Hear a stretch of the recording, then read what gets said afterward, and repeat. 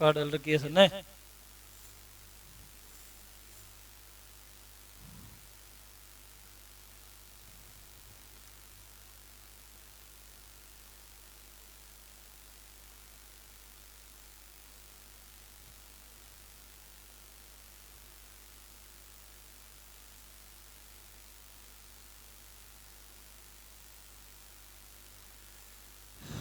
ये लग रहा है कुछ देखा देखा।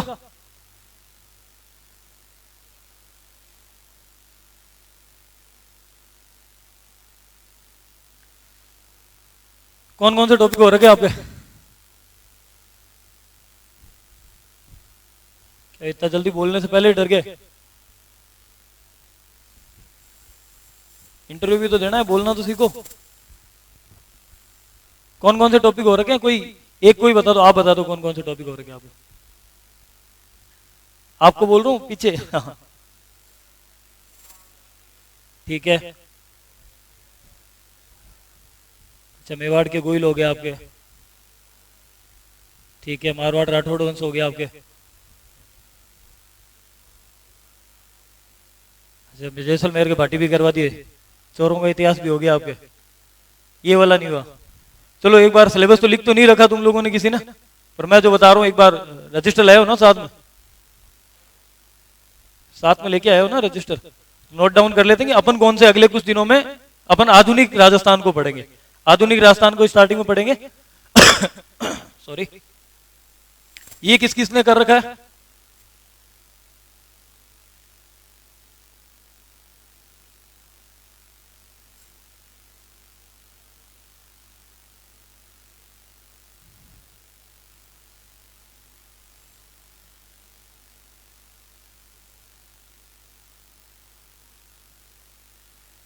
ये देखो, सबसे पहले ऊपर लिखा है ना, राजस्थान के ऐतिहासिक स्थल। चल जा भाई, तू भी इनकी तरह स्लो हो रहा है। दिख रहा है सिलेबस थोड़ा थोड़ा? ब्लर तो नहीं हो रहा ज्यादा? अब देखो, अपने राजस्थान हिस्ट्री जब पढ़ेंगे ना, 3 पोर्शन में उसको करेंगे। और तीनों पोर्शन में कौन होगा? एक तो प्राचीन, एक मध्यकाल और एक आधुनिक। इन तीनों सेगमेंट में से ज्यादातर अपन जो पढ़ते हैं वो पढ़ते कौन सा हो आप? मध्यकाल वाला। अब मध्यकाल में क्या होता है कि मध्यकाल में पूरे राजवंश आपको पढ़ने होते हैं। इतने साल आरपीएससी जो अपना सिलेबस देती थी उसमें सीधा लिखते थे महत्वपूर्ण राजवंश। अब महत्वपूर्ण राजवंश अपन सोचते थे कि ये वाले राजवंश महत्वपूर्ण है। राजस्थान में हर जगह हर एक राजवंश, पता नहीं कितने राजवंश ऐसे हैं जिनमें 2-2 3-3 राजा रह के चले गए। अपन ये सोचते हैं कि ये वाला राजवंश इंपॉर्टेंट है। आरपीएससी बोलती है तुमको किसने बताया भाई? ये वाला आरपीएससी डिसाइड करेगी वो। इस बार जब सिलेबस आया था तो उन्होंने क्लियर कर दिया था कि हम जो राजवंश आपको महत्वपूर्ण राजवंश बोल रहे हैं उनके नाम आपको देंगे। दिख रहे हैं नाम? यहां से यहां तक नाम दिख रहे हैं? कितने राजवंश है? 7 नहीं, 6 ही हैं। मैं अगर ये बोलूं कि ये दोनों एक ही है, गुइलों में तो कुछ है ही नहीं। 3-4 राजा अमीर आते ही खत्म, अमीर से पहले पहले वो तो खत्म, फिर सिसोदिया स्टार्ट होते हैं आगे। तो ये कितने राजवंश हो गए मोटे मोटे? 6 राजवंश। इन 6 राजवंशों में से आपको कौन कौन से हो गए? गुइल हो गए, मेवाड़ के गुइल हो गए, परतियार और ये परमार दोनों नहीं हुए होंगे, चौहान हो गए आपके, और राठौड़ हो गए। ये हो गया राजवंश। अब प्राचीन इतिहास का क्या सीन होता है? कभी भी आप जब पढ़ना स्टार्ट करो, प्राचीन इतिहास में हम पढ़ते हैं जो सभ्यताएं जितनी भी राजस्थान में, ये वाला पोर्शन जो है जनरली सारे स्टूडेंट्स इग्नोर करते हैं इस पोर्शन को। जितना भी आज तक मैंने भी देखा है, सारे बैचेज में जहां भी जाते हैं यही सीन होता है। पढ़ने में बच्चों को मजा आता है, इसमें ये पढ़ना होता है सबको कि हमें मध्यकाल पढ़ाओ। और क्वेश्चन ज्यादा कहां से आते हैं? क्वेश्चन ज्यादा कहां से आते हैं? या तो आएंगे इस पोर्शन से। इस पोर्शन का एक प्रॉफिट है आपको, इस पोर्शन के नोट्स बनते हैं मैक्सिमम 15 से 20 पेज, और एक क्वेश्चन फिक्स आता है वहां से। पुराने जितने भी क्वेश्चंस है, आप प्रीवियस ईयर क्वेश्चन देखते हो कभी? नहीं देखते? देख रहे हैं? पीवाईक्यूज में आप देखोगे कि प्राचीन इतिहास के अंदर जो है ना, हर बार एक क्वेश्चन पक्का पूछते हैं, वहां से आता ही आता है, फिक्स है, वहां से एक क्वेश्चन आएगा। मध्यकाल में से भी क्वेश्चन आते हैं, लेकिन मध्यकाल की जो हिस्ट्री है वो बहुत ही वाइड है, बहुत बड़ी है, मेडाइवल, और मॉडर्न इंडिया जो है ना, ये सॉरी मॉडर्न राजस्थान जो है ना, ये इतना बड़ा भी नहीं है, ज्यादा हार्ड भी नहीं है, बट जितने भी मतलब राजस्थान में जितने भी कोचिंग इंस्टीट्यूशन है स्टार्टिंग यहीं से होती है। मध्यकाल से करवाते हैं, बच्चों को मजा आता है पढ़ने में। आधुनिक से पढ़ाना स्टार्ट करते तो सर बोरिंग पढ़ाते हैं। मध्यकाल में कहानी होती है, आधुनिक में कोई कहानी नहीं होती। पर आधुनिक का पोर्शन क्या होता है, जो चीज आप पहले पढ़ोगे वो आपको ज्यादा याद रहेगी। जो चीज आपको स्टार्टिंग से पढ़ाई जा रही है रिवीजन होने में वो बार बार आती रहेगी। आधुनिक सबसे लास्ट में पढ़ाते हैं तो बच्चों को ज्यादा फोकस होता नहीं है, और इस वजह से राजस्थान में, ये राजस्थान की हिस्ट्री के पोर्शन में वो नंबर अचीव नहीं कर पाते हैं। अब दूसरी बात ये कि आपके प्री का जो सिलेबस है ये आपके सामने यहां पे है। ये एंशिएंट हो गई, मेडाइवल का मैंने बताई दी आपको। अब इसके अंदर कुछ कुछ चीजें ऐसी है जिनको कभी रियलिटी बेसिस में पढ़ना ही नहीं होता है। प्राचीन राजस्थान के समाज, धर्म और संस्कृति लिखा हुआ है टॉपिक। कितने भी पीवाई की उठा लो, आपको 3 क्वेश्चन नहीं मिलेंगे इस पोर्शन से। आपको आप पुराने पेपर उठाओगे ना किसी भी एग्जाम में, यहां से 3 ही क्वेश्चन बने हुए नहीं दिखेंगे आपको, क्योंकि यहां से बनते ही नहीं है क्वेश्चन। तो जो पोर्शन मेरा अभी ये समझाने का मेन मोटो जो है वो ये है कि हमें वो चीजें पढ़नी है जिनसे से ज्यादा एग्जाम में मार्क्स अचीव कर सके। इस बार एलिजिबल कौन है? सारी एलिजिबल है? ऐसा कुछ है अगर वैकेंसी आज ही आ जाए तो कि मैं फॉर्म नहीं भर सकता? अच्छा एक ही बचे हो आप, कि आपकी डिग्री चल रही है अभी तो फर्स्ट ईयर में हो, और बाकी सबकी ग्रेजुएशन कंप्लीट है, सब एलिजिबल हो, तो वो वाला पोर्शन हमें ज्यादा फोकस रखना है कि अगर वैकेंसी आज भी आ जाए तो अपन प्री तो क्लियर कर ले। ठीक है, उस हिसाब से आज अपन पढ़ेंगे मॉडर्न इंडिया में। अब मॉडर्न का आपके यहां से ये देखो, आधुनिक राजस्थान का उदय 19वीं से 20वीं शताब्दी के दौरान राजस्थान में सामाजिक जागृति के कारक कुछ ही नहीं है, आर्य समाज। स्वामी दयानंद सरस्वती का आर्य समाज है सिर्फ एक पोर्शन। उसके बाद में देखो आगे आर्य समाज का योगदान मेन यहीं पे आएगा। ठीक है, उसके बाद में राजनीतिक जागरण में समाचार पत्रों की भूमिका है। हर बार एक सवाल समाचार पत्रों से आता है। उसका रीजन ये है कि दोनों में काउंट होगा। समाचार पत्र आप किस में काउंट करते हो, हिस्ट्री में या आर्ट एंड कल्चर का भी पोर्शन है? आरपीएससी क्वेश्चन जब भी पूछती है उसकी अप्रोच ये रहती है कि मैं ऐसे क्वेश्चन पूछूं कि एक ही क्वेश्चन 2 सेगमेंट में काउंट हो जाए। मैं हिस्ट्री से ऐसा क्वेश्चन पूछूं कि वो ज्योग्राफी में चला जाए। यही रीजन है कि आजकल हर बार आरपीएससी एक ही चीज पर अपना मेन फोकस रख रही है। कौन सी सब्जेक्ट है? पर्यटन कौन सी सब्जेक्ट का पार्ट है? ज्योग्राफी? मैं बोल रहा हूं हिस्ट्री का है, या आर्ट एंड कल्चर में भी है, ये इकोनॉमिक्स में भी आएगा आपके। इकोनॉमिक्स में भी तो आते हैं ना। इकोनॉमिक्स जब पढ़ते हैं तो पता चलता है हमारी मेन मेजर सोर्स जहां से इनकम आती है, इनकम ये रही पर्यटन। तो ये वाला पोर्शन जो है सारे सेगमेंट कवर करता है। और आप भी अगर आज से ही पढ़ाई करते हो ना, मतलब ढंग से घर जाके कुछ दूसरा सेगमेंट पढ़ते हो, तो इस वाले पोर्शन पे ज्यादा फोकस रखना, पर्यटन पे। उसका रीजन ये है कि सिर्फ पर्यटन आपको ब्रीफ वे में बताऊं तो पिछले 3-4 मेंस के पेपर देखोगे ना आप, तो आपको पता चलेगा कि एक साल छोड़ के एक साल ये पर्यटन आपको 20 मार्क्स दिलवा रहा है। निबंध आते हैं हिंदी में 20 नंबर का, पर्यटन, राजस्थान में पर्यटन, इंडिया में पर्यटन बता दो, ये देगा आपको 20 नंबर वहां से सीधा सीधा निबंध में। तो ये एक पोर्शन जो है ना, ये सारी चीजों को कवर करता रहेगा। इसके बाद में ये आ गया समाचार पत्र, बता दिया मैंने। राजनीतिक संस्थाओं की भूमिकाएं, मारवाड़ प्रजामंडल से पढ़ेंगे तो पता चलेगा उसमें अकेले में 3-4 राजनीतिक संस्थाएं आ रही है। तो ये वाला पोर्शन जनरली इसमें 1-2 कोई संस्था अगर अलग से बचेगी तो सबसे लास्ट में कर लेंगे, बाकी हर एक सेक्शन के अंदर अंदर साथ में काउंट होती रहेगी वो। 20वीं शताब्दी के दौरान जनजाति और किसान आंदोलन, आप लोगों में से पहले किसी ने तैयारी की हुई है कहीं से, ऑनलाइन ऑफलाइन कैसे भी, कोई कंपटीशन एग्जाम पहले से दिए हुए हो, जिसने थोड़ा बहुत राजस्थान हिस्ट्री कभी पढ़ी हो? कभी नहीं पढ़ी, सीधा स्टार्टिंग यहीं से हुई है। जनजाति आंदोलन और किसान आंदोलन, इनसे जनरली सब लोग डरते हैं। पढ़ाने वाला भी डरता है, पढ़ने वाला भी डरता है कि ये वाला सेगमेंट कैसे पढ़ा जाए और कैसे पढ़ाया जाए। हम जो इसको पढ़ेंगे ना, जनजाति और किसान आंदोलन को, छोटा छोटा करते हुए पूरा समराइज करके और इसको ढंग से पढ़ लेंगे, कोई दिक्कत नहीं आएगी। इजीली कुछ ट्रिक्स के साथ इजी हो जाएगा वो। ठीक है, उसके बाद में ये तीसरा पोर्शन यहाँ पे प्रजामंडल आंदोलन, और चौथा ये आपका हो गया मॉडर्न का पार्ट। जो मॉडर्न हमें पढ़नी है वो मॉडर्न का पार्ट ही हो गया यहाँ पे। फिर उसके बाद में ये आपकी है ही आर्ट एंड कल्चर का पोर्शन। अब आर्ट एंड कल्चर में आपके पास कोई बुक है, कुछ रखते हो बुक घर पे? सिखवाल सिखवाल करके एक बुक आती है, सिखवाल मानचित्रावली भी आती है और एक सिखवाल आर्ट एंड कल्चर भी आती है, कला और संस्कृति भी आती है। सिखवाल कला और संस्कृति के अंदर ये वाला पोर्शन आपको मिलेंगे,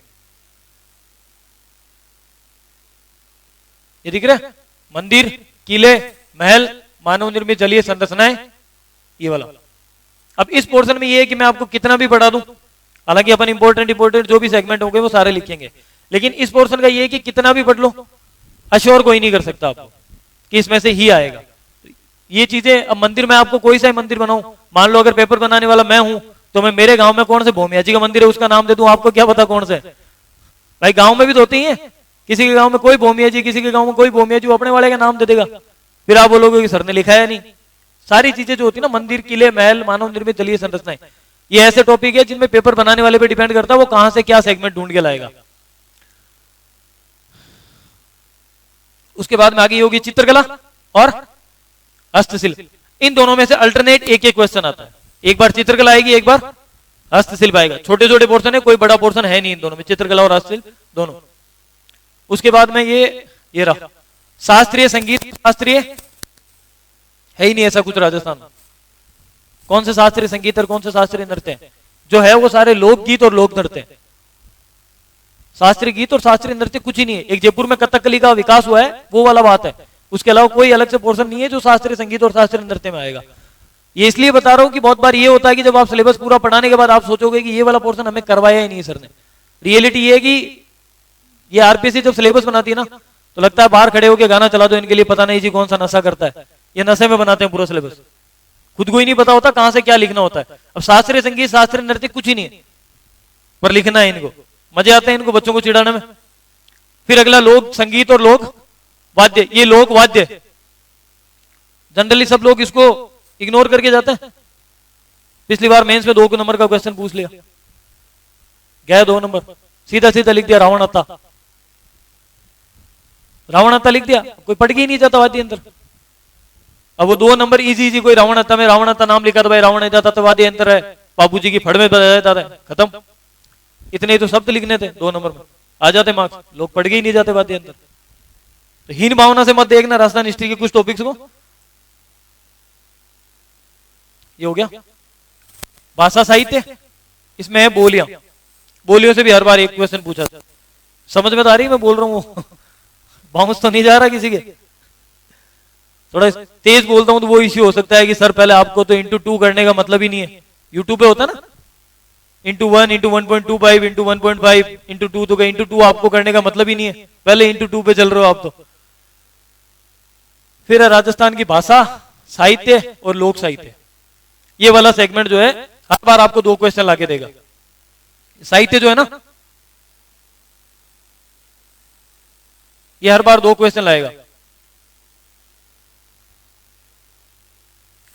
उसके बाद में आगे देखते हैं धार्मिक जीवन। धार्मिक जीवन में तो पढ़ाना पड़ता है क्या? धार्मिक जीवन, धार्मिक जीवन पढ़ाने पड़ते हैं क्या? जोधपुर वालों को 2-4 देवता तो पढ़ने की जरूरत ही नहीं है, रामदेव जी के भजन सुन लिया करो घर जाके, पीछे में धरा हमारा पीर जी बता रिया, एक में ही है। गाने सुनना, मारवाड़ी गाने है ना, मारवाड़ी गाने सुनता रहा करो, ये आर्ट एंड कल्चर पूरी क्लियर हो जाएगी। लगभग सेगमेंट जो है ना लोकगीत लोक नृत्य, नए नए पढ़ने के लिए बैठते हैं, फिर सोचते हैं सर ये लोकगीत में तो ये होता है, अरे घर पे जाके सुन लेते भाई, ऐसे ही पता चल जाता। अब क्लास में लिखाते हैं कभी कभी कुर्जा, या सर कुर्जा गीत में कैसे विरह का गीत है, कैसे हो गया, तो घर जाके सुन ले भाई, तुझे भी पता चल जाएगा विरह का गीत कैसे है। तो वो वाली बात है। तो ये आज मारवाड़ी घर जाके एक चैनल है वीणा, वीणा म्यूजिक करके, वीणा म्यूजिक करके उस पे जाके गाने सुनते रहा करो शाम को सोते टाइम, आज मैंने कुर्जा सुनी है, आज मैंने वो सुना है, ताकि पढ़ने की जरूरत ना पड़े। सेम का सेम वो लोक देवताओं के जो भजन होते हैं, पिछम तरासु पीर जी बता रहे, सबने सुना होगा, उसमें सारे नाम है उनके, अजमल जी रे घर अवतार लियो, सारे उनके माता का नाम, पिता का नाम, मंदिर का नाम, सारे उसमें दिए हुए, कुछ ही अलग से पढ़ने की जरूरत नहीं है। तो सारी चीजें आर्ट एंड कल्चर से जुड़ने का मतलब यही होता है कि आप घर जाके जो भी राजस्थानी से रिलेटेड, इस सेगमेंट में जनरली बच्चों के साथ क्या होता है कि आप कितना भी पढ़ के जाओ, घर जाके आप मम्मी पापा के सामने वो किताब खोल के बैठोगे ना तो सीधा यही बोलेंगे, अच्छा था नहीं अच्छी चाहिए पढ़नी पड़े, मान तो ये है। तो वो वाला आर्ट एंड कल्चर में हो सकता है आपके साथ। समुदाय, संत, संप्रदाय, लोक देवता और लोक देवियां। पिछली बार तक सिलेबस में यह भी कंफ्यूजन था, आरपीएससी ने सिर्फ लोक देवता लिख के छोड़ दिया था। तुम्हारे भी अभी बहुत सारे और भी किसी एग्जाम की तैयारी करते हो तो उसमें जहां लोक देवता लिखा हुआ होता है कि लोक देवता पढ़ने, अंडरस्टूड है कि लोक देवियां भी पढ़नी है, ठीक है, बिना देवियों के कोई देवता नहीं है, ठीक है, तो लोक देवियां पढ़नी ही है, देवता जहां भी लिखा हो साथ में। उसके बाद में अगला है राजस्थान में सामाजिक जीवन, इसमें मेले और त्योहार। जब आप त्योहार पढ़ोगे, संत पढ़ोगे, संप्रदाय पढ़ोगे, लोक देवता और देवियां पढ़ोगे, ये मेले अपने आप कवर हो जाएंगे। करणी माता पढ़ोगे तो करणी माता का मेला कहां लगता है, कहां नहीं लगता, आ गया। केला देवी पढ़ोगे, मेला कहां लगता है, कहां नहीं लगता, आ गया। रामदेव जी पढ़ोगे, वहां आ जाएगा। त्योहार जब आप पढ़ोगे तो आपको पता चलेगा, अच्छा ये अमावस्या के दिन यहाँ मेला बढ़ता है, पूनम के दिन यहाँ मेले बढ़ते हैं, तो वो सारे मेले आपके यहाँ के यहाँ कवर हो जाएंगे, अलग से ये टॉपिक पढ़ने की जरूरत होती नहीं है। रीति रिवाज, परंपरा, वेशभूषा और आभूषण, ज्यादा कुछ नहीं पूछा जाता, ये वाला टॉपिक सबको खाता है। आभूषण पहनने सबको है, याद किसी को नहीं करना, यही बात है।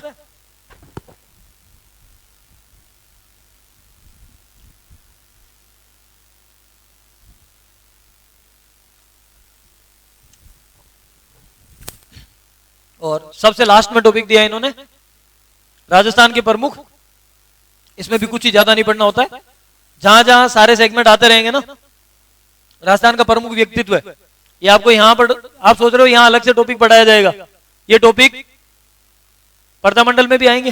प्रमुख व्यक्तित्व कौन से, एकीकरण में भी आएंगे, प्रमुख व्यक्तित्व कौन से, किसान आंदोलन, जनजाति आंदोलन, इन सब में व्यक्तित्व आएंगे, वो व्यक्तित्व ही है, और राजस्थान में वही व्यक्तित्व है, अलग से कोई व्यक्तित्व नहीं है राजस्थान में। कुछ स्वतंत्रता संग्राम में जो लास्ट में आपको पढ़ने पड़ सकते हैं अलग से, वो अलग पढ़ लेंगे, बाकी जनरली जितने भी व्यक्तित्व आएंगे वो सारे उसी में मर्ज हो जाएंगे आपके पहले से, ठीक है। 1857 की क्रांति प्री के सिलेबस में मेंशन नहीं है, मेंस के सिलेबस में अलग से मेंशन है।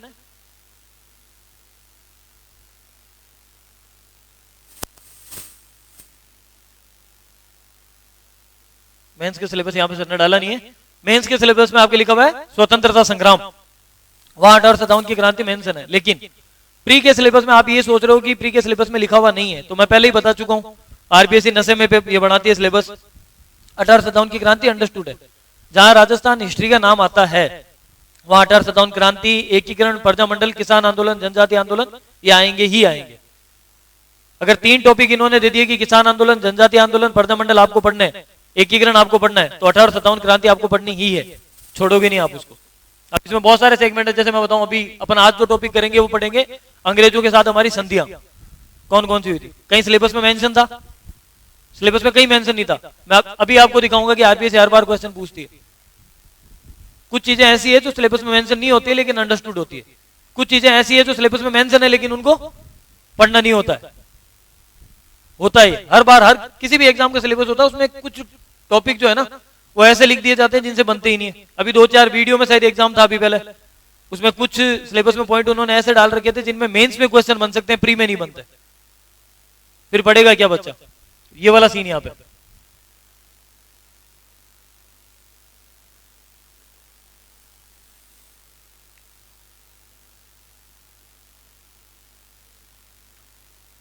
अब एक बार अपन बात कर लेते हैं आधुनिक इतिहास राजस्थान का, उसका सिलेबस लिख लेते हैं।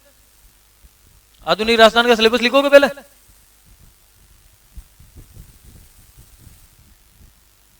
उससे पहले आपको एक चीज बताऊं, आपके पेपर कितने मार्क्स का होता है प्री का, तो पता नहीं है, बोलने से हिचकिचा रहे हो है? मार्क्स पूछ रहा हूं मैं, कितने नंबर के होते हैं, किसी को पता है? 200 का, और क्वेश्चन कितने आते हैं? 150। वो भैया ईओआरओ की तैयारी कर रहे हैं वो बता रहे हैं, और आरएस वाले तुम बैठे हो यहां पे।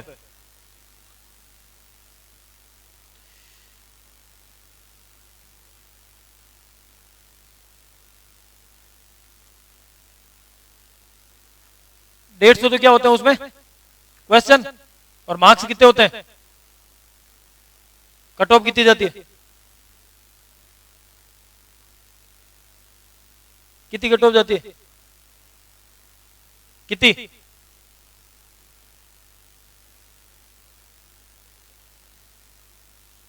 85, 86, 87, मतलब मैं अगर बोलूं तो अंडर 90, इससे ऊपर नहीं जाती।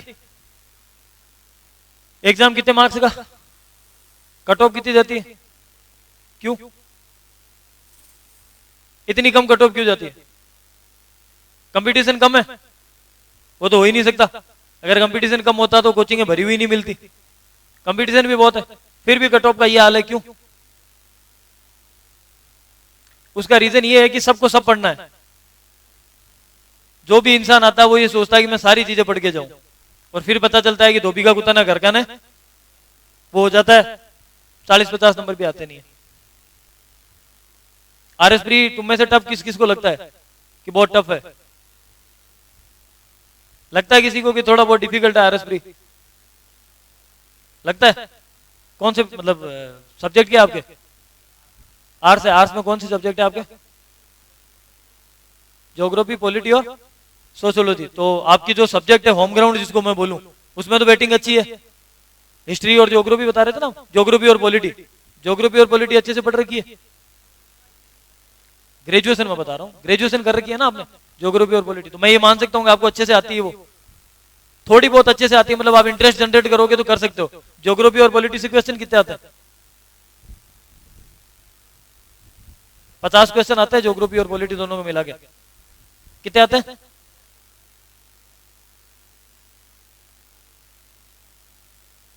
हर सब्जेक्ट, किसी भी स्ट्रीम का कोई भी स्टूडेंट हो, उसका खुद का होम ग्राउंड तो स्ट्रॉन्ग मिलेगा। 50 क्वेश्चन इसके आते हैं। कट ऑफ कितनी जा रही है? 90। मैं 50% मान लेता हूं। इसके 50% कितने होंगे? ये कितने? गैप कितने? कितने क्वेश्चन का गैप रह गया? अब वो भी नहीं ला सकते। मैं तो रीजनिंग आती है किसी को थोड़ी बहुत, मत नहीं आती होगी, लेकिन मैं फिर भी बोलता हूं मैं तो रीजनिंग के क्वेश्चन कितने आते हैं? 15 क्वेश्चन। तो आप 10th बच्चे से कर लेना, वो 15 क्वेश्चन निकाल के देगा आपको। आरएस एग्जाम का सबसे बड़ा फायदा क्या है? वो आपको ऐसा ही पूछेगा। मान लो ऐसा ही, जानते हो क्या होता है ऐसा ही? सीआई जानते हो? सिंपल इंटरेस्ट, कंपाउंड इंटरेस्ट, साधारण ब्याज, चक्रवर्ती ब्याज। एसआई का फॉर्मूला क्या होता है? पीआरटी बाई 100, मूलधन इंटू दर इंटू समय बटा 100। अगर आपको कोई ये दे दे, ये दे दे, ये भी दे दे, ये पूछ ले, तो कोई डिफिकल्ट तो नहीं है क्वेश्चन। ये आरएस का लेवल है। बैंकिंग नहीं है। शुरू में जो आते हैं ना, उनको डर लगता है कि आरएस में पता नहीं मुझे मैथ नहीं आती, आरएस में तो वो 20 क्वेश्चन मेरे किसी काम के ही नहीं है। बहुत काम के हैं वो 20 क्वेश्चन।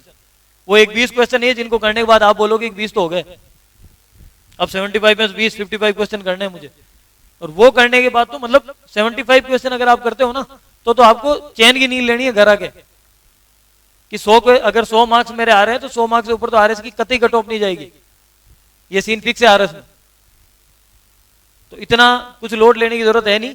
ये 50 क्वेश्चन है, वो रहे उधर करंट अफेयर पढ़ने जाओ, 20 नंबर करंट अफेयर के, 20 क्वेश्चन आते हैं करंट अफेयर के, कुछ ही नहीं है। 6-7 महीने की मैगजीन पढ़ो, इजी इजी क्वेश्चन आते हैं सीधे। उसके बाद में इकोनॉमिक सर्वे नाम की भी एक चीज आती है, उसके भी आते हैं 15 क्वेश्चन। क्या चाहिए? 110 पेज का इकोनॉमिक सर्वे, जिसकी समरी 110 पेज में मिल जाती है मार्केट में जनरली, 110 पेज। 110 पेज आपको 15 क्वेश्चन दे रहा है। इसकी मंथली वो मतलब सॉरी ईयरली वो लेके आओगे मैगजीन, तो वही 150 पेज की।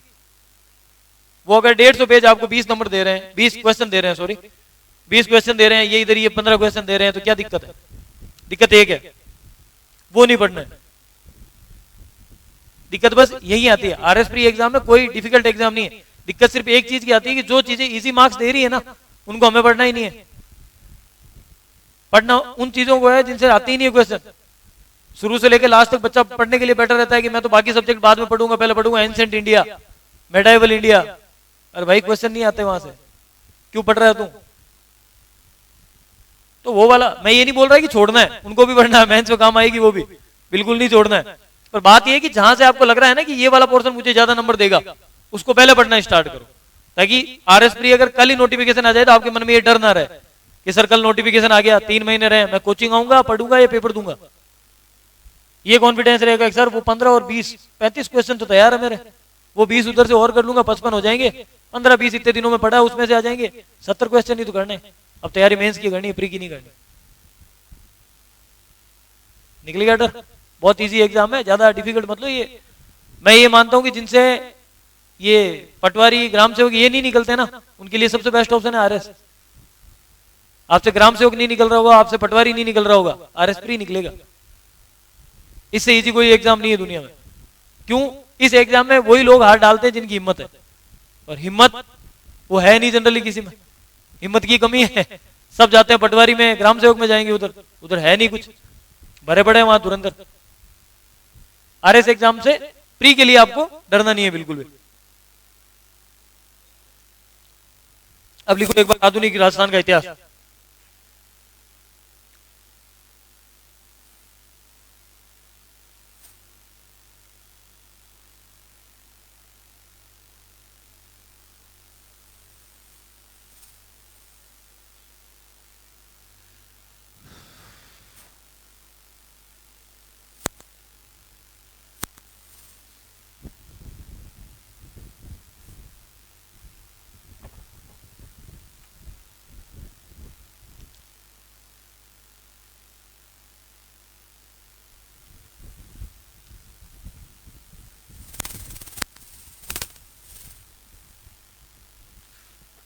लिख लिया?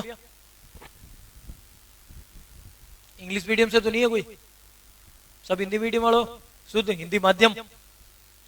आधुनिक राजस्थान के इतिहास में अपन जनरली अगर इसको मैं बताऊं तो 9 टॉपिक पढ़ेंगे अपन यहाँ पे। कितने टॉपिक पढ़ेंगे? 9 अलग अलग टॉपिक पढ़ेंगे आधुनिक राजस्थान के इतिहास में। ये 9 टॉपिक आपके सिलेबस में इतने डिटेल से मेंशन नहीं है, लेकिन फिर भी इनको अलग अलग मेंशन करने का रीजन ये है कि जब आपको टॉपिक छोटे छोटे दिखेंगे ना, पढ़ने में फोकस ज्यादा रहेगा। अगर मैं आपको एक आधुनिक राजस्थान का इतिहास लिख के आपको बंडल दे दूं पूरा कि इसको पढ़ना है, नहीं पढ़ पाओगे। वही अगर मैं आपको लाके दूंगी, आज आपको 1857 की क्रांति पढ़नी है, पढ़ लोगे। आज केवल एकीकरण पढ़ना है, पढ़ लोगे। तो इसको बांटने का रीजन यही है, पढ़ने में इजी रहे आपके लिए। ठीक है, तो 9 के 9 सेगमेंट में नाम लिखवा देता हूं, आपको लिखो।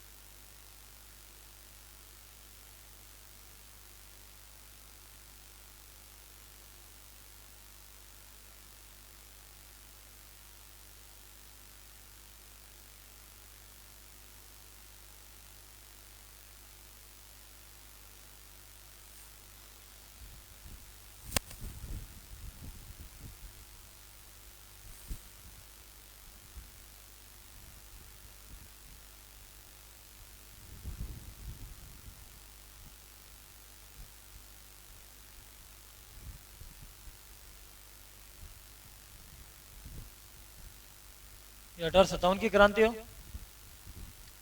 कोई 97 मत कर लेना यहाँ पे। हिंदी बहुत अच्छी है, मेरी हैंड राइटिंग अच्छी है, तो दिक्कत हो सकती है। लिख लिया? स्पीड है यार तुम्हारी तो सबकी।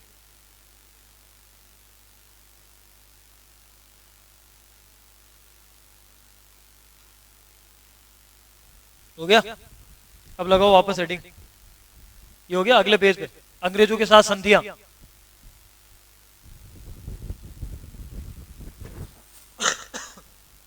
सॉरी,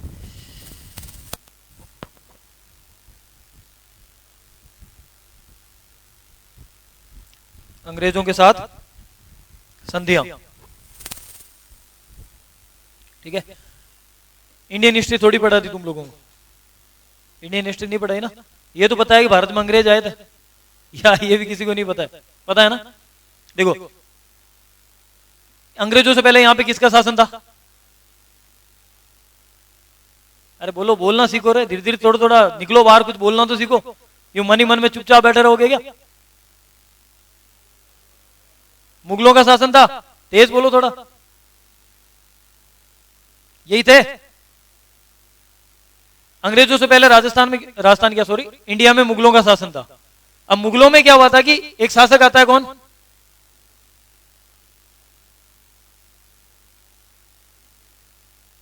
ये नाम एक तो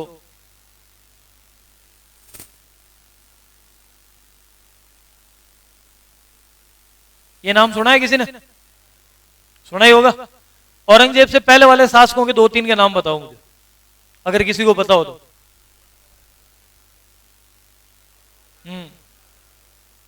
और अकबर के बाद के?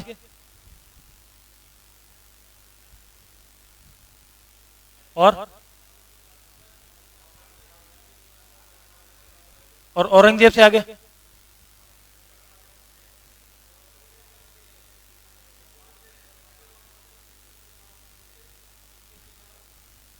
अब एक सेकंड, मैंने औरंगजेब से पहले के शासकों के नाम पूछे, पूरी क्लास में से लगभग सब बोल रहे थे, अकबर, बाबर, हुमायूं, सब नाम बता रहे थे। औरंगजेब के बाद में एक का नाम एक जने वो भैया पीछे बैठे बैठे बोल रहे थे, बाकी आप में से तो किसी की आवाज नहीं निकली। इसका मतलब क्या हुआ कि औरंगजेब से पहले वाले जो शासक थे वो बहुत ही ज्यादा प्रतिष्ठित थे, उनके पास पावर बहुत अच्छी थी। लेकिन औरंगजेब के बाद में जितने भी राजा बने वो पावरफुल नहीं थे। जोधपुर में बहुत सारे राजा हैं, अपने जोधपुर की देख लो, मारवाड़ के बहुत सारे राजा थे, लेकिन फिर भी ज्यादा लोग नहीं जानते। गिने चुने कुछ 10-15 राजाओं के नाम याद रहते हैं, 15 राजा ही थोड़ी रहे यहाँ पे। इसका मतलब जिन राजाओं ने सच में अच्छा काम किया हम उन्हीं को जानते हैं। औरंगजेब की 1707 में मृत्यु हो जाती है। 1707 में औरंगजेब की। अब आप लोग सोच रहे होंगे सर यहां से क्या लिंक, अपना क्या लिंक, कहां संधियां बढ़ा रहे थे, कहां औरंगजेब को मारने पे आ गए? है रीजन। 1707 में जैसे ही औरंगजेब मरता है, अब औरंगजेब से पहले क्या हुआ करता था? पूरे भारत पे नियंत्रण किसका था? मुगलों का। राजा चाहिए कहीं का, जोधपुर का राजा तो भी किसके अंडर में था? मुगलों के अंडर में था। आपने पढ़ ली ना, मेडाइवल के कुछ पोर्शन तो पढ़ ही लिए, गुइल वगैरह पढ़े होंगे। अमर सिंह सेकंड संधि कर लेता है, मुगलों के अधीन चला जाता है। इधर मारवाड़ के शासक चले जाते हैं, उधर जयपुर तो पूरे दिन मुगलों के अधीन ही था वो तो। ठीक है, पढ़ा है आपने ये सारा। तो सिर्फ राजस्थान की बात नहीं, पूरा लगभग नॉर्थ इंडिया, साउथ इंडिया मुगलों के अंडर में बहुत कम रहा था। अकबर ने जरूर साउथ इंडिया पे बहुत बार अटैक करके उनको जीता है, बाकी साउथ इंडिया पे फिर भी उनका इतना दबदबा नहीं रहा है। लेकिन नॉर्थ इंडिया जनरली इन्हीं के अंडर में रहता था। अब नॉर्थ इंडिया की पार्ट है। नॉर्थ इंडिया में ये था कि औरंगजेब से पहले वाले जितने भी शासक थे वो पूरे नॉर्थ इंडिया में अपने जितने भी राजा थे इनको ठोक बजा के रखते थे। जैसे ही कोई बोलता है कि मैं अलग से राजा की, चुप, मैं हूं यहां पे। मतलब एक किंग जो दिल्ली में बैठ गया गद्दी पे जाके, वही राजा। औरंगजेब के मरने के बाद ये होता है कि जितने भी राजा आगे बनते हैं वो सारे अयोग्य शासक थे। क्या थे? अयोग्य। और जहां भी अयोग्य शासक आते हैं उसके बाद में क्या होता है? अगर आपको पता चल रही भाई यहाँ के आप मारवाड़ के आप राजा हो, आपको पता चला कि आज औरंगजेब की मृत्यु होगी, अब औरंगजेब के बाद में जो भी शासक बन रहे हैं उनमें किसी में दम नहीं है। अगर आज आपको ये पता चले कि औरंगजेब के बाद में जो भी शासक बन रहा है उसमें दम नहीं है, तो क्या करोगे?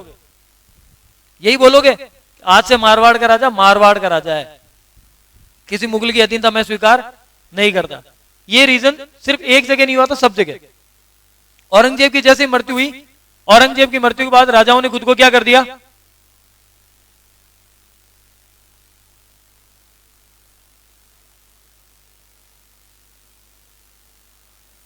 राजाओं ने खुद को क्या कर दिया? स्वतंत्र घोषित कर दिया कि आज से हम क्या है? स्वतंत्र है। अब राजा ही जब स्वतंत्र, आपको पता पहले मुगलों के सब अंडर में, मारवाड़ भी मुगलों का, उदयपुर भी मुगलों का, आमेर भी मुगलों का, तीनों मुगलों के अंडर में। अब मुगल खत्म तो ये तीनों राजा क्या होंगे? अपने आप में स्वतंत्र हो गए। कहीं ना कहीं तो बाउंड्री मैच होती होगी दोनों की।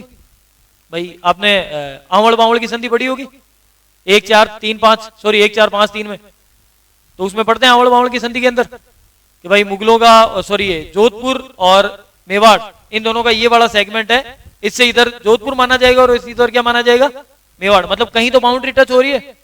अब जोधपुर वाला स्वतंत्र, उदयपुर वाला स्वतंत्र, तो दोनों का एफर्ट क्या रहेगा? हर राजा क्या करना चाहता है? अपने राज्य का विस्तार करना चाहता है। जब राज्यों का विस्तार करने की आप कोशिश करोगे तो आपके पड़ोसी राज्यों से क्या होंगे? क्लेश होंगे, लड़ाइयां होगी पड़ोसी राज्यों से। अब पड़ोसी राज्यों से जब आपकी लड़ाई होगी तो आपको क्या चाहिए होगी? सेना चाहिए होगी। सेना चाहिए होगी। राजा के पास इतनी सेना थोड़ी होती है। अब राजा यहां किसकी मदद लेगा? सामंतों की।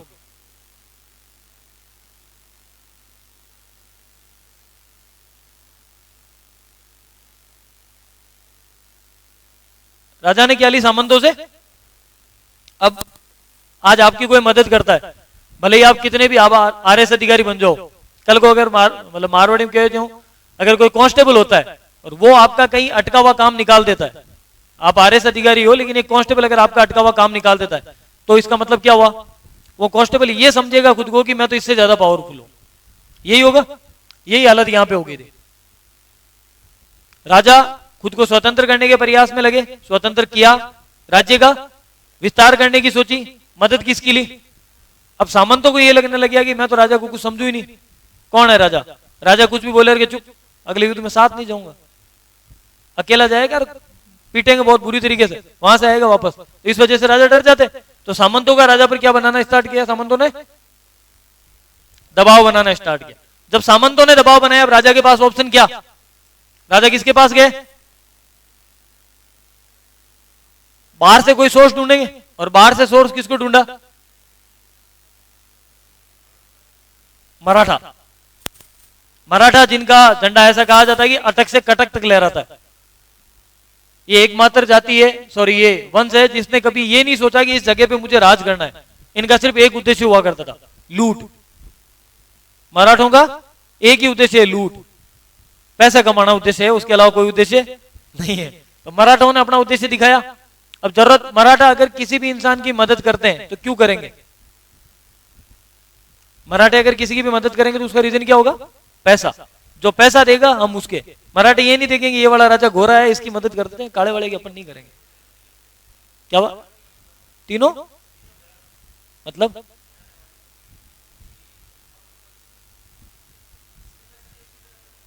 मराठा पैसों की तरफ।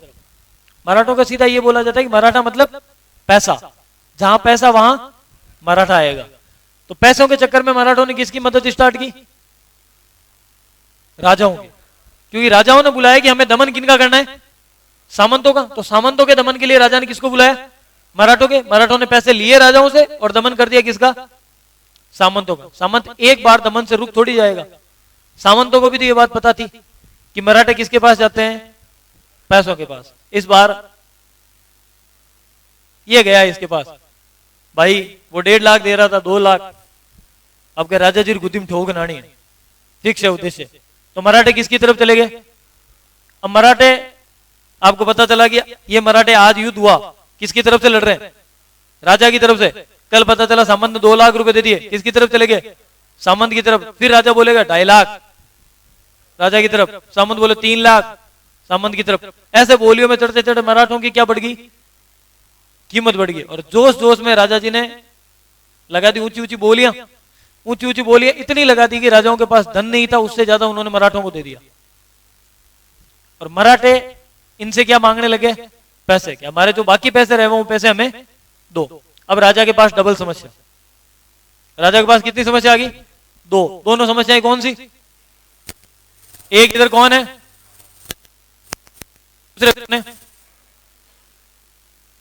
ये तो बोले कि हम क्या बनाएंगे? नया राज्य। और ये क्या बोलते हैं? मुझे क्या चाहिए? पैसा। अब राजा के पास कितनी समस्या? 2। इनको पैसा दें या उसको राज्य दें, और देने दोनों ही नहीं है। अब क्या करेगा? अब राजा के पास कोई ऑप्शन नहीं रहा। राजा ने जोड़े हाथ। क्या किसको? मराठों को।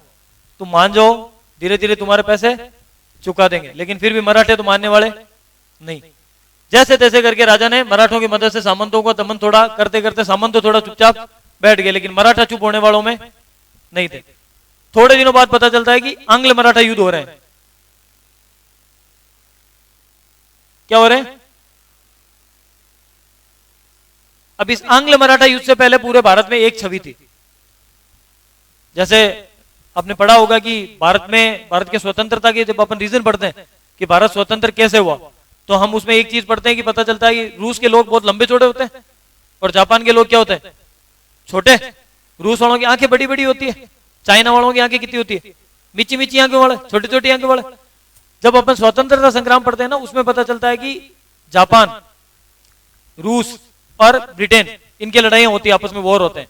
भारत का स्वतंत्रता संग्राम पढ़ेंगे तब देखेंगे, तब उसमें ये रीजन बताते हैं कि भारत वालों को उससे पहले ये लगता था कि अंग्रेज अजय हैं, मतलब जिनको कोई जीत नहीं सकता। मतलब पहले यही धारणा थी कि अंग्रेजों को कोई नहीं हरा सकता। लेकिन जब पता चला कि वो छोटे छोटे कद वाले उन बड़े बड़े भालू जैसे रसिया वालों को पीट के आ रहे हैं, वो छोटी छोटी आंखों वाले ना अंग्रेजों को हरा रहे हैं, तो अपने तो आंखें खुलती है भाई। जब जापान का इतना सा इंसान जिसकी आंखें भी पूरी नहीं खुलती, वो जाके ब्रिटेन वालों को ठोक के आ रहा है, तो अपने तो आंखें भी खुलती है, हाइट भी लंबी है, अपन भी हरा ही तो सकते हैं। यही सबसे बड़ा रीजन था कि भारत वाले जोश में आए थे और अंग्रेजों से उन्होंने मुकाबला किया। बाकी उससे पहले कोई हिम्मत ही नहीं करता था अंग्रेजों ने। सेम सीन यहां हुआ। मराठा उस समय क्या है, अटक से कटक तक सिर्फ एक मराठा नाम गूंजता था, और मराठों से युद्ध नहीं होता है। मराठों से क्या होती है? संधियां। मराठों से हमेशा क्या होती है? संधियां होती है, युद्ध नहीं होता। युद्ध के नाम पे आप जब थोड़ा आगे पढ़ोगे, आपने जयपुर आमेर का राजवंश पढ़ लिया? पढ़ लिया आमेर? आमेर के राजवंश में अपन पढ़ते हैं कि मराठों को माधो सिंह जी ने धोया था अच्छे खासे, 4000 मराठे कटवाए थे। पढ़ा होगा? 4000 मराठे कटवाए थे। कैसे कटवाए वो भी पता होगा। उनके बड़े भाई ईश्वरी सिंह जी, और फिर उसके बाद में कौन? माधो सिंह जी। ईश्वरी सिंह जी ने लोन ले रखा। लोन क्या? यही लोन, तो यहाँ जो लोन है। फिर मराठे आए, मराठों ने माधो सिंह जी से मांगा, माधो सिंह जी ने पहले मना कर दिया, फिर बोले कि दे देंगे। अब माधो सिंह जी क्या मराठों के दोस्त हुआ करते थे।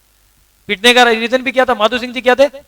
मराठों के दोस्त। अब माधो सिंह जी जैसे ही राजा बना, पार्टी ऑर्गेनाइज की, उनको बोला कि भाई बुआ जी को भी लाना और फूफा जी को भी लाना, छोड़ गया नानी नानी ले रहा हूं अब के, तो सबको बुला के 4 दीवारी बंद करके काट दिया। वो पहला इतिहास में पहली बार ऐसा हुआ था कि मराठों को कोई मार रहा है। उससे पहले मराठों को कोई मार नहीं सकता था। लेकिन फिर भी ये एक बात और थी कि वहां भी मराठे किससे मारे गए थे? धोखे से। मराठों को कैसे मारा गया था? धोखों से। सामने जाके फेस टू फेस आप लड़ाई करके मराठों को हरा नहीं सकते। तो मराठों की उस समय क्या थी नीति? पूरे भारत में एक ही नाम चलता था कि मराठों को हराया नहीं जा सकता। तो अब राजा के पास ऑप्शन क्या? आंग्ल मराठा युद्ध जैसे ही हुआ तो पता चला कि अंग्रेजों ने किसको हरा दिया। इसका मतलब मराठे अजय तो नहीं है। हराया तो मराठों को भी जा सकता है। हराएगा कौन? अंग्रेज। मराठों को हराएगा कौन? अंग्रेज हराएंगे। अपने वाले राजा उसके पास गए। आप यो माई बाप, काली गाय यूं थारी, मन बचाओ। ये मराठे आते हैं, बिना मर्जी के कूट पीट के चले जाते हैं, पता ही चलता नहीं हो क्या रहा है। सामन थप्पड़ मारता है, गाल पे हाथ फेरते हैं, इतने में मराठा चेप देता है। कुछ तो इलाज निकालो इनका। तब अंग्रेज कहते हैं कि चलो आपके साथ संधि करते हैं। यही जवाब देंगे अंग्रेज? नहीं देते हैं। अंग्रेजों की तब तक एक ही नीति थी कि हमें ब्रिटिश भारत पे रूल करना है। दो तो भारत थे, एक तो ब्रिटिश भारत था और एक क्या था? देसी राज्य। ये था राजस्थान किसमें आता था? देसी राज्य में। अंग्रेज ये चाहते थे कि हम देसी राज्य के मामलों में हस्तक्षेप नहीं करेंगे, हमें सिर्फ किससे मतलब है? ब्रिटिश भारत से। तो अंग्रेजों ने पहले क्या कर दिया? मना कर दिया कि हम संधि नहीं करेंगे। कंटिन्यूअसली प्रपोजल जाते रहते हैं। कभी जयपुर के पृथ्वी सिंह जी भेजते हैं, अपने जोधपुर के शासक भेजते हैं, फिर वापस जयपुर में नया शासक आता है, वो वापस प्रस्ताव भेजता है कि हमसे संधियां करो, ये कूट रहे हैं हमें। लेकिन अंग्रेज संधि करने के लिए हाँ नहीं भरते। बाद में जाके पता चलता है जब सेकंड आंग्ल मराठा युद्ध होता है ना,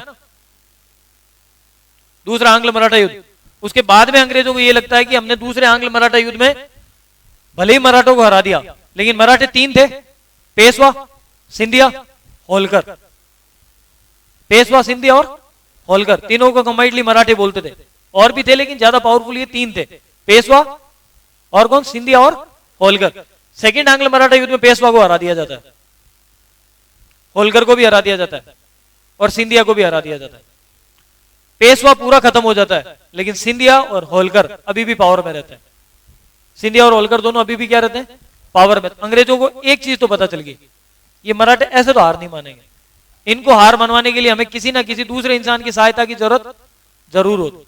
अब होगा क्या, इसका दुश्मन, इसका क्या होगा, इसका दुश्मन कौन, राजा। संधि किससे करेगा, अंग्रेजों से। और यही रीजन है कि बाद में ये दोनों आपस में क्या कर लेते हैं, संधि। ये चीज समझ में आ गई, समझ में आ गई। एक बार वापस बताऊं, 1707 में औरंगजेब मर जाता है, उसके बाद में राजा क्या कोशिश करते हैं, हम सब क्या हो जाएं, स्वतंत्र हो जाएं। उस स्वतंत्र होने की दौड़ में और अपने राज्य के विस्तार की दौड़ में उनको मदद की किसकी जरूरत पड़ती है, सामंतों से क्या लेते हैं, सहायता लेते हैं। थोड़े दिनों बाद सामंतों को क्या लगता है कि हम ही हैं भाई, जो सब कुछ है वो क्या है, हम ही हैं। तो सामंत क्या हो जाते हैं, राजाओं पे हावी हो जाते हैं। अब हावी होने के बाद राजा मदद किससे लेता है, मराठों से मदद लेता है। और मराठों से मदद लेने के बाद में मराठे इन पे क्या बढ़ा देते हैं, कर्ज भार। मराठों का इन पे क्या बढ़ जाता है।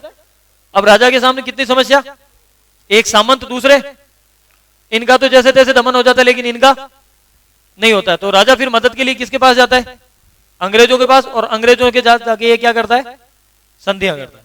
ये चीज समझ में आ गई, लिख लेते हैं ये चीज, लिखो।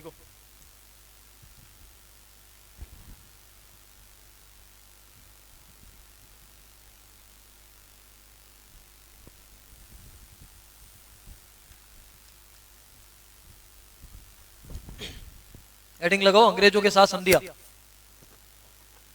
लगा ली। अब इसमें लिखो कारण, कारण कारण, रीजन।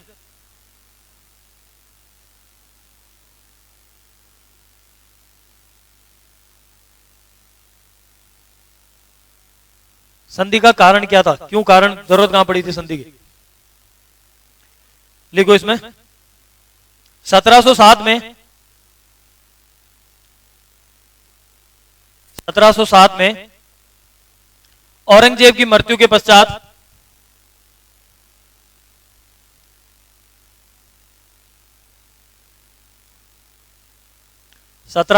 में औरंगजेब की मृत्यु के पश्चात सभी राजा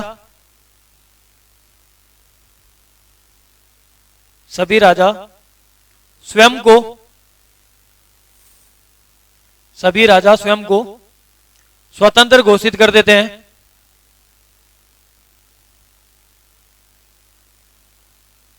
सभी राजा स्वयं को स्वतंत्र घोषित कर देते हैं तथा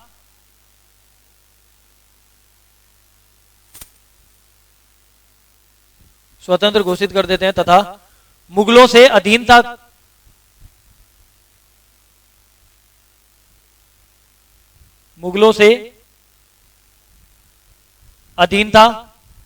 कराने वाली सभी संधियों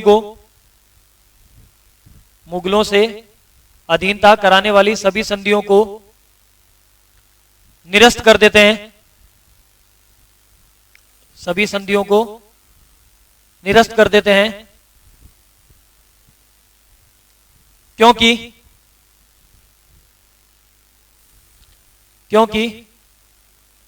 औरंगजेब के पश्चात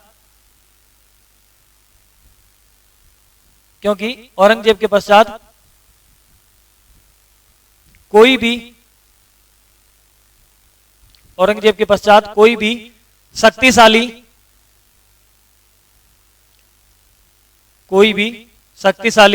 मुगल शासक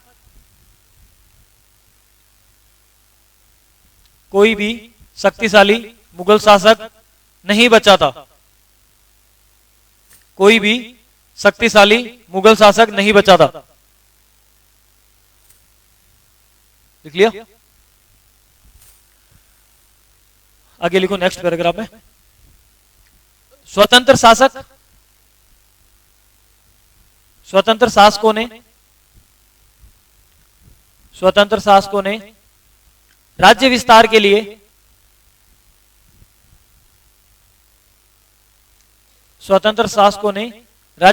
लिए युद्ध प्रारंभ किए। स्वतंत्र शासकों ने राज्य विस्तार के लिए युद्ध प्रारंभ किए तथा इन युद्धों में तथा इन युद्धों में सैन्य सहायता के लिए तथा इन युद्धों में सैन्य सहायता के लिए सामंतों पर निर्भर हो गए तथा इन युद्धों में सैन्य सहायता के लिए सामंतों पर निर्भर हो गए।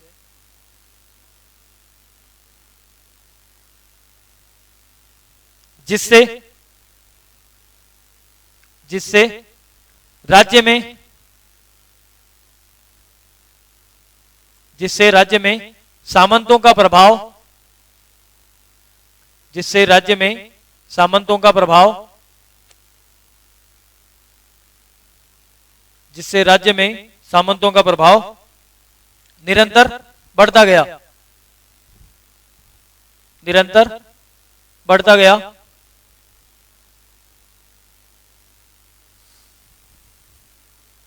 राज्य में बढ़ते शक्तिशाली राज्य में बढ़ते शक्तिशाली सामंतों ने राज्य में बढ़ते शक्तिशाली सामंतों ने राजा के खिलाफ राजा के खिलाफ राजा के खिलाफ विद्रोह का राजा के खिलाफ विद्रोह का बिगुल बजा दिया। बिगुल बिगुल राजा के खिलाफ विद्रोह का बिगुल बजा दिया। राजा के पास सहायता का एकमात्र सहारा मराठे थे।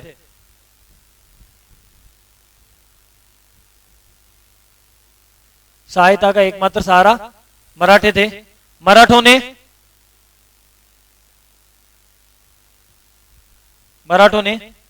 धन के बदले सहायता देना मराठों ने धन के बदले सहायता देना स्वीकार किया। मराठों ने धन के बदले सहायता देना स्वीकार किया। धन की लालसा में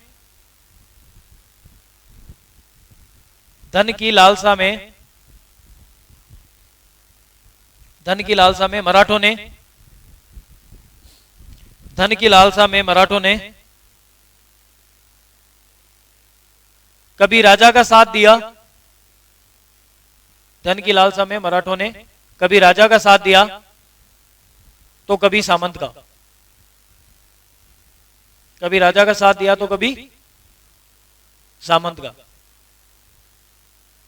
आगे लिखो। मराठा कर्ज में दबे मराठा कर्ज में दबे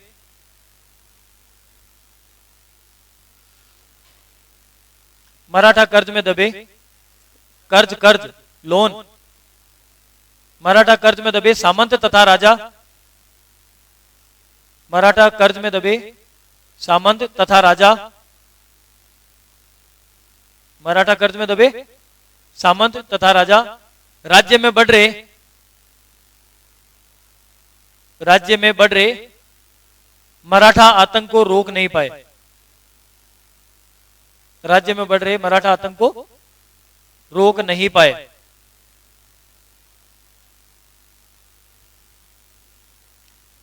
राज्य में बढ़ रहे मराठा आतंक को रोक नहीं पाए।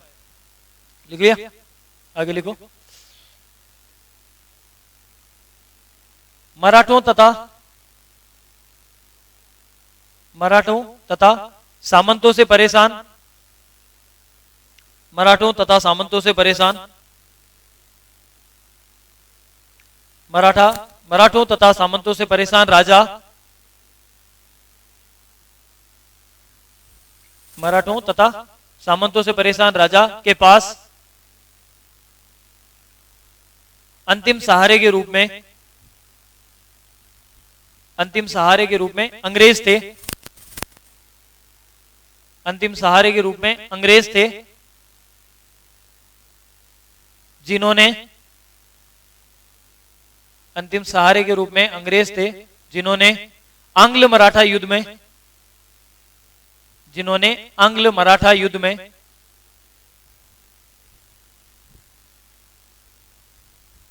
जिन्होंने आंग्ल मराठा युद्ध में मराठों को हराया था।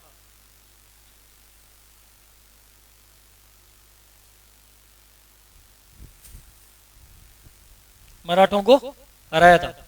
आगे लिखो। अतः राज्य बचाने के लिए,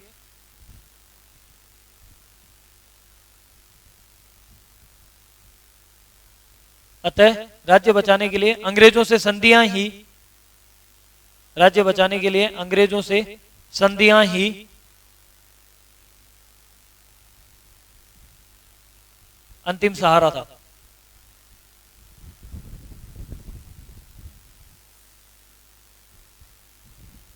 अंग्रेजों से संधियां ही अंतिम सहारा था। लास्ट ऑप्शन वही था। लिख लिया।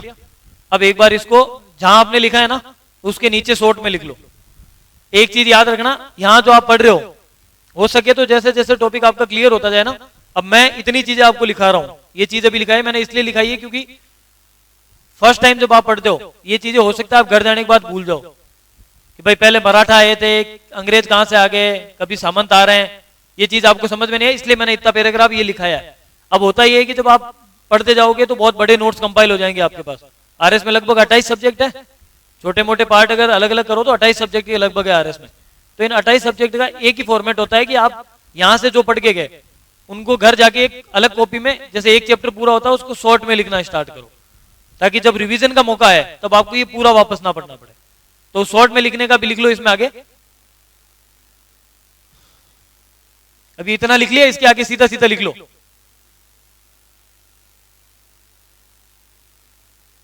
(1707) औरंगजेब की मृत्यु,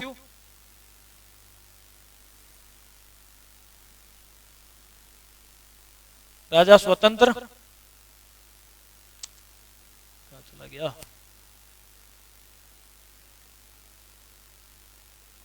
1707 औरंगजेब मृत्यु, राजा स्वतंत्र, और राज्य का क्या करेगा, विस्तार, सामंतों से सैन्य सहायता, सैन्य सहायता से क्या होगा, सामंतों का क्या बढ़ेगा,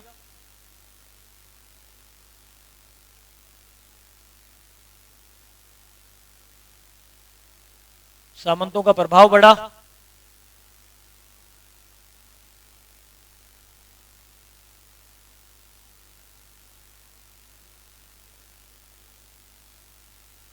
सामंतों का प्रभाव बढ़ा।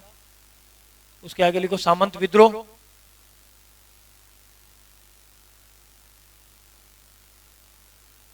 सामंतों ने क्या स्टार्ट कर दिया,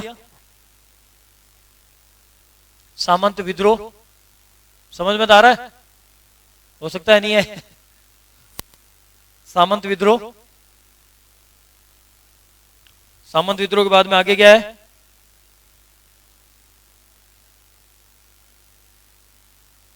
मराठों का क्या हो जाएगा यहां पे, मराठों का आगमन। नीचे लिख लेना पैसे, मराठे आए मतलब पैसे गए, मराठों का आगमन। मराठा आगमन के आगे लिखो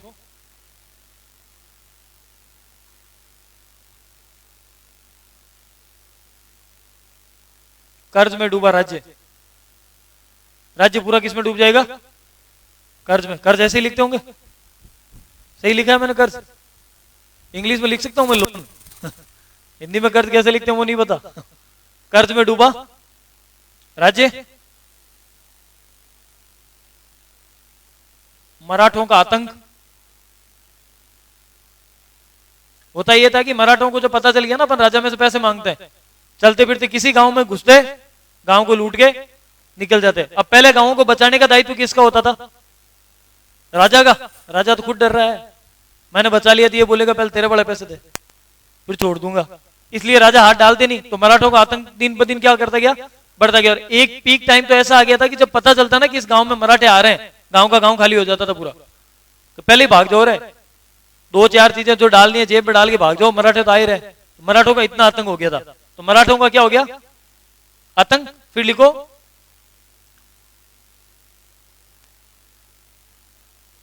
आंग्ल मराठा युद्ध में मराठों का हार। तो युद्ध में मराठों की हार।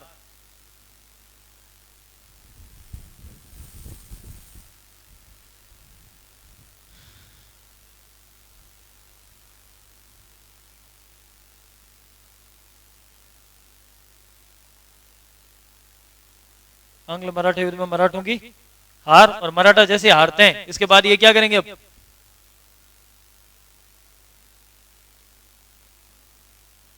राजा द्वारा अंग्रेजों से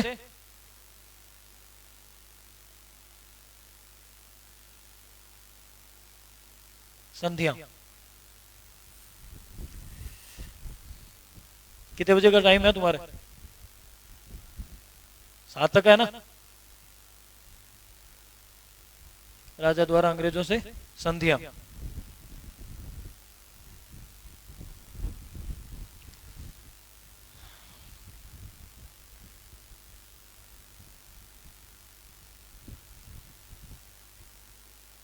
लिख लिया सबने?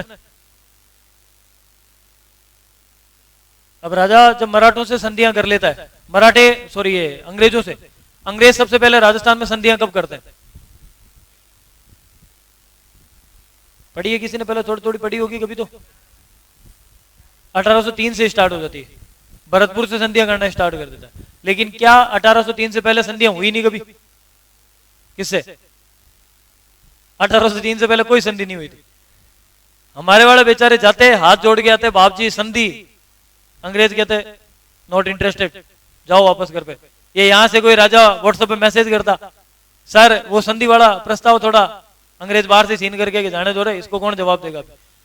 था ये कि 1803 से पहले हमारे यहां से राजाओं ने प्रयास किए थे, लेकिन अंग्रेजों ने कभी भी हमसे संधि करने की कोशिश ही नहीं की, सिर्फ इग्नोर कर दी। पॉकेट वीटो पढ़ा होगा पॉलिटी में, पॉलिटी में एक पढ़ते हैं ना पॉकेट वीटो, पॉकेट वीटो पढ़ते हैं जिसमें ज्ञानी वो नाम मात्र का जो पॉकेट वीटो। पॉकेट वीटो में ये होता है कि आपके पास कोई भी चीज आई है, ना मना करो ना हाँ भरो, जैसी है वैसी की वैसी रहने दो। अंग्रेज वही करते थे, अपने यहां से संधि के लिए रिक्वेस्ट करते रहे, अंग्रेज किसका यूज कर लेते? पॉकेट वीटो का। तो लिखो आगे हेडिंग लगाओ, देखे 1803 से पूर्व 7 बजे तक है ना टाइम, तो या पहले भाग जाते हो?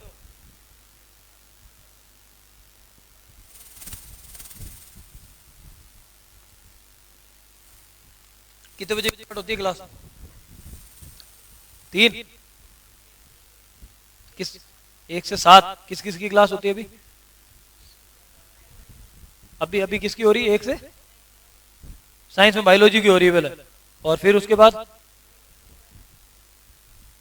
मतलब 4 क्लासें हो रही है एक दिन में।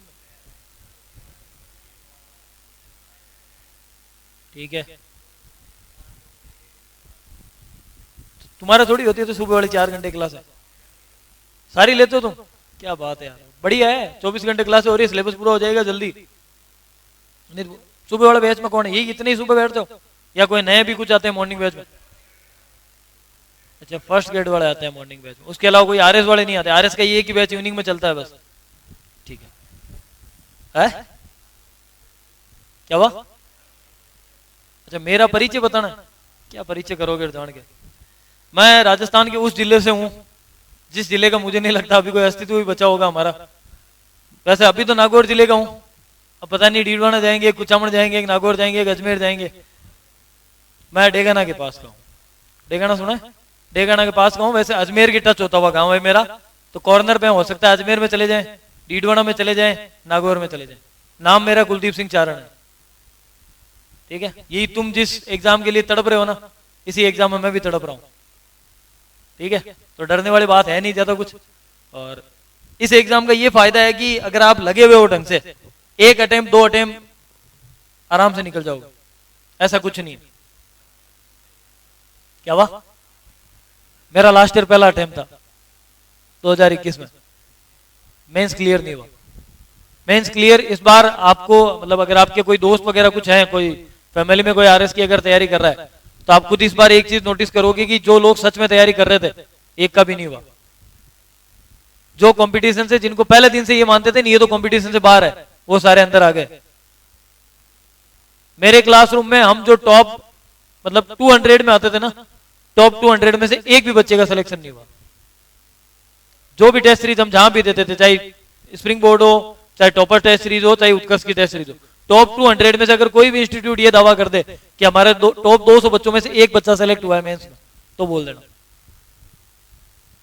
भौमिया ही भौमिया सेलेक्ट हुए इस बार, पता ही नहीं हो, वह खुद को ही नहीं पता कि अच्छा मेरा हो गया तुम्हारा नहीं हुआ।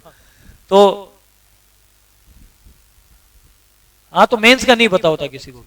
प्री एग्जाम के लिए आप प्रेडिक्ट कर सकते हो, मेंस में अगर आप भी कभी मेंस दोगे, जब मेंस दोगे तो एक चीज ध्यान रखना, मेंस का कोई प्रेडिक्शन नहीं कर सकते आप ये नहीं बोल सकते कि मेरा मेंस श्योर क्लियर है, कतई नहीं होता ही। मेंस एग्जाम का आप एक बार के लिए 10th क्लास 12th क्लास में अपने परसेंटेज का दावा कर सकते हो, कॉलेज में अपने परसेंटेज का दावा कर सकते हो क्या? कॉलेज में पेपर देने आने के बाद बोल देते हो यार 70% फिक्स है अपना, 80% फिक्स है, नहीं होते। आरएस में भी नहीं है। आपको लग रहा है कि 4 पेपर में से पहला पेपर मेरा सबसे अच्छा हुआ है, पता चलेगा कि सबसे पहला पेपर ही आपको डुबा रहा है। आपको लग रहा है कि दूसरा पेपर सबसे अच्छा हुआ, दूसरा ही डुबा रहा है। तीसरा अच्छा हुआ, तीसरा डुबा रहा है, कोई पता नहीं चलता। जो लगता है कि इस पेपर में मेरे पास ही नहीं होऊंगा मैं, वो पेपर आपको 100+ नंबर लाके दे रहा है। मेंस के अंदर आप कुछ भी पहले से भविष्यवाणी नहीं कर सकते कि मेंस मेरा अच्छा हुआ है या मेरा बुरा हुआ है।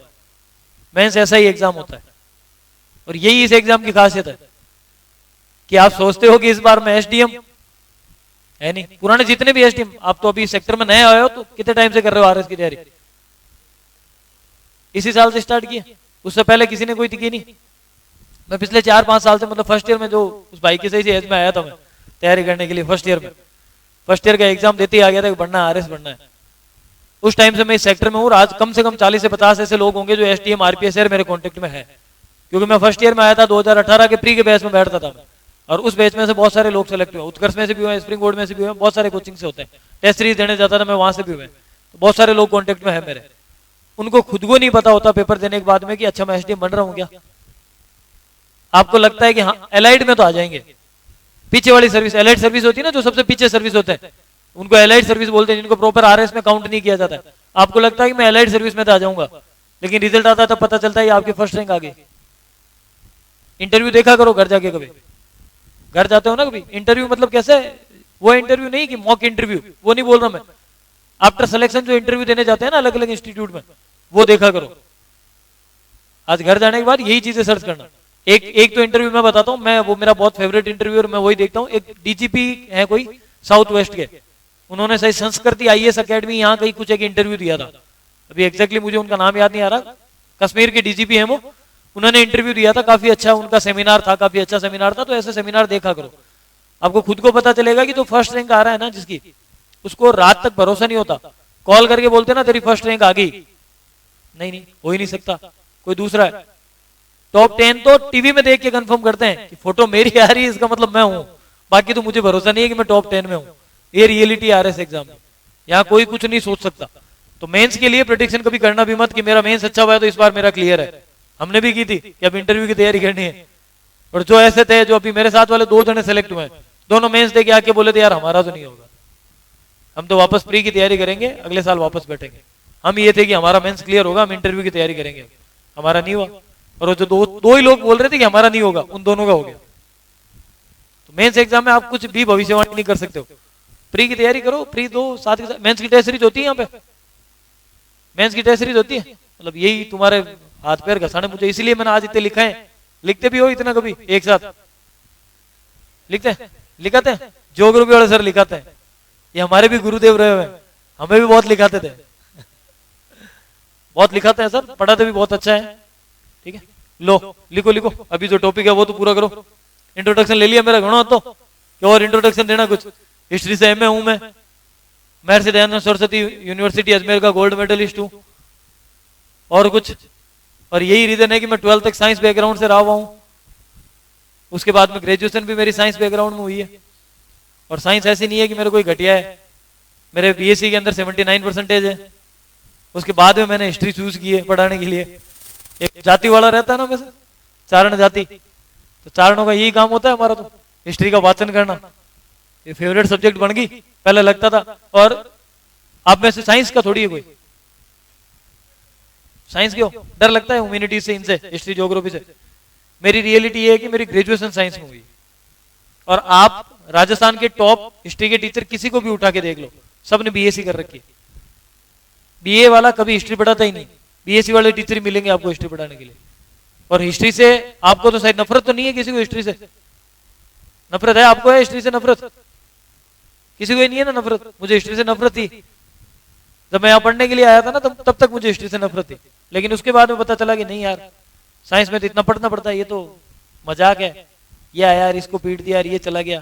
साइंस में पता चलता है कि A+B, ये पता चला इधर से हाइड्रोजन आ रहा है, ऑक्सीजन आ रहा है, उन दोनों की टक्कर करवा रहे थे इतने दिन। और अब वहां टक्करें खत्म हो गई, यहाँ राजा महाराजाओं को लड़ाओ ना, मजा आ रहे हैं, दिन प्रतिदिन की बातें बढ़ रहे हो। लिखो आगे।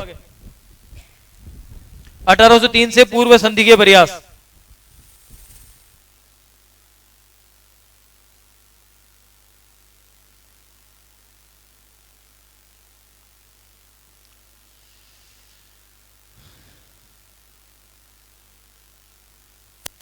हिस्ट्री में डेट बहुत इंपॉर्टेंट होती है।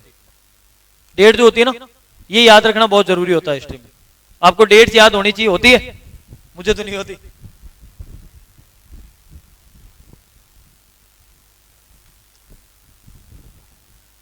जिस साल मैंने आरएस प्री दिया था 2021 वाला, रियलिटी है कि उससे पहले हल्दीघाटी के युद्ध की भी डेट याद नहीं थी। मुझे आज तक कोई डेट याद हुई है तो सिर्फ एक डेट याद हुई है, वो है जलियांवाला बाग हत्याकांड, 13 अप्रैल 1919। वो भी याद होने का रीजन ये है कि जब मैंने 10th का एग्जाम दिया था, तब मुझे 80 मार्क्स का होता है एग्जाम 10th में, पेपर 80 मार्क्स का होता है, उसमें से शायद मुझे 19 या 20 नंबर दिए थे। बाकी सारे सब्जेक्ट में मेरे 90, 95, 100, 90, 95, 100 थे, उसमें 19 नंबर दिए थे। रीजन ये कि हर क्वेश्चन में 0, बड़े वाले 5-5 वाले में आता है 1-2 देके उसने मुझे पास तो कर दिया, भला उसका, लेकिन सब में 0। और वो मैंने मतलब ये जलियांवाला बाग इसलिए याद है, छोटे वाले क्वेश्चन में उसमें उन्हें 0 नंबर दिए थे उस बंदे ने मुझे। उसमें से एक क्वेश्चन ये भी था, हमारे टाइम डेट पूछी थी जलियांवाला बाग हत्याकांड कब हुआ था, और मैंने लिखा था जलियांवाला बाग हत्याकांड 13 अप्रैल 1919 को अमृतसर में हुआ था। फिर भी नंबर कितने मिले? 0। ये होता है रिटर्न एग्जाम। आप कोई कंफर्म नहीं बोल सकते, चाहे वो बोर्ड एग्जाम हो, चाहे यूनिवर्सिटी एग्जाम हो, चाहे आरएस का एग्जाम हो। तो रिटर्न में आप कुछ भी नहीं बोल, आपको लगता है कि मैंने बिल्कुल सही डाटा लिखा है, सामने वाला आपको 0 देके जाएगा, 0 देके गया, आप कुछ नहीं कर सकते उसका। और ये रियलिटी है। अभी मेरे साथ एक दोस्त है, उसके फर्स्ट पेपर, सेकंड पेपर और फोर्थ पेपर में बहुत अच्छे मार्क्स है, 90-90 के अप्रोक्स कुछ है। थर्ड पेपर में उसके बहुत कम मार्क्स है, जबकि उसको ये लगता था कि थर्ड पेपर में उसके 17 मार्क्स है, 17 है या शायद 19 है, सॉरी 19 मार्क्स है, और उसको ये लगता है कि ये उल्टे हुए हैं, मार्क्स आने चाहिए थे मेरे इकरान में 91, और दे दिए कितने? 19। यही मेंस की रियलिटी है। मेंस में आप कोई प्रेडिक्शन नहीं कर सकते पहले से, बस आप अपना बेस्ट देख के जाओ। अगर सामने वाले के, आपके दोनों के लक अच्छे होंगे, 1% जो लक फैक्टर होता है वो आपके साथ होगा, तो आपका सिलेक्शन श्योर हो जाएगा, कोई नहीं रोक सकता। बाकी मेहनत पे भरोसा रखो। आरएस ऐसा एग्जाम है कि इस एग्जाम की तैयारी अगर आपने ढंग से कर ली, तो राजस्थान के दूसरे एग्जाम के किसी भी एग्जाम के लिए आपको अलग से ना तो कोचिंग करने की जरूरत है, ना तैयारी करने की। ये अकेला एग्जाम है जिसमें 28 सब्जेक्ट है। कितने सब्जेक्ट है? 28, 28 सब्जेक्ट है। और 28 सब्जेक्ट किसी भी एग्जाम में नहीं होते, किसी में 5, किसी में 7, किसी में 9, किसी में 12, बस खत्म। और वो सारी यहाँ पे मिल जाएगी आपको, कहीं भी बाहर से नहीं पढ़ना पड़ेगा आपको। तो ये आरएस की एग्जाम की तैयारी इसीलिए सबसे इंपॉर्टेंट है। लिखो 1776, इसके आगे लिखो जयपुर 1776, जयपुर।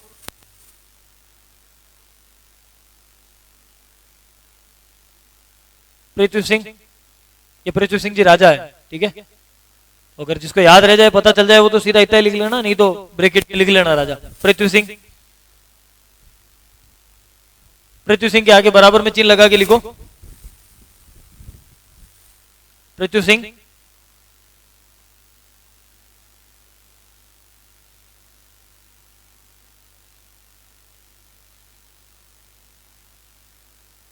कलकत्ता के अंग्रेज अधिकारी, कलकत्ता के अंग्रेज अधिकारी।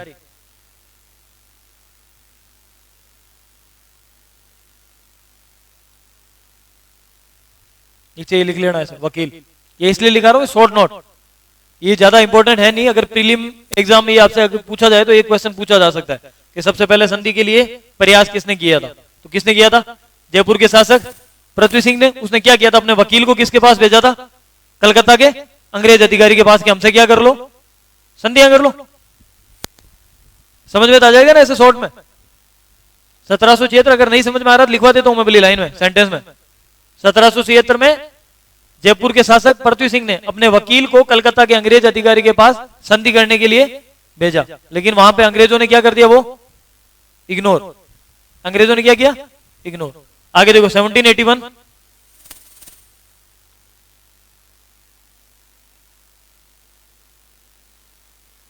जोधपुर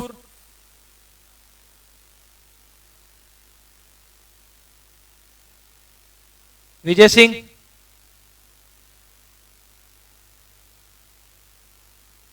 पत्रावली या पत्राचार, कुछ भी लिख दो।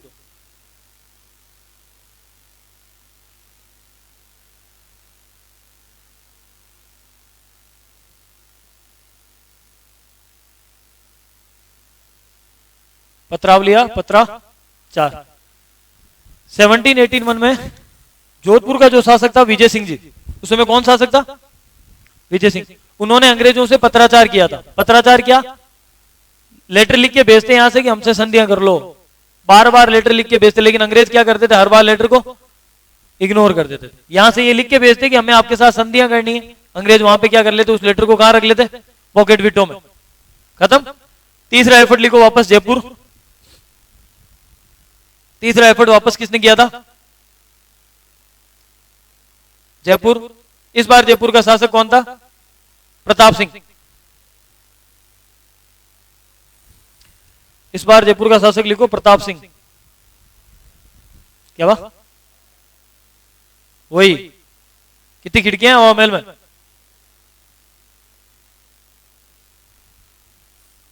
कितनी खिड़कियां हवा में? 3, 6, 3। वो तो मंजिल है 5। शरद रतन विचित्र प्रकाश और हवा। हाँ, 253 या 353? 953। 95 मतलब 953। हिंदी इंग्लिश कॉम्बो हो जाती है यार कभी कभी। आगे लिखो वापस 1799।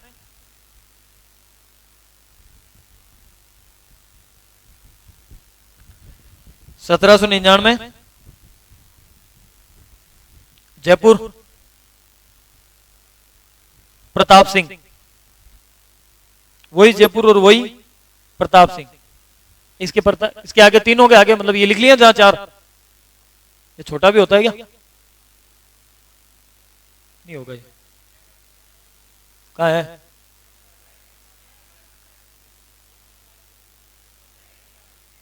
कहां दिख गया? अच्छा ये।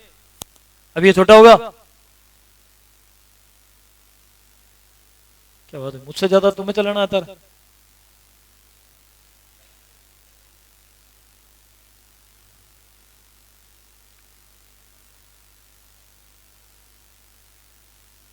यहां लिख लो प्रस्ताव अस्वीकार।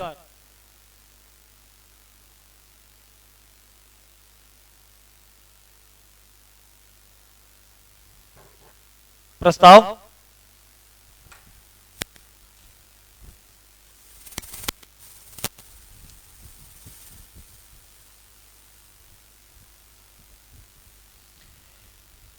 हो गया। तुम्हारा टाइम भी हो गया।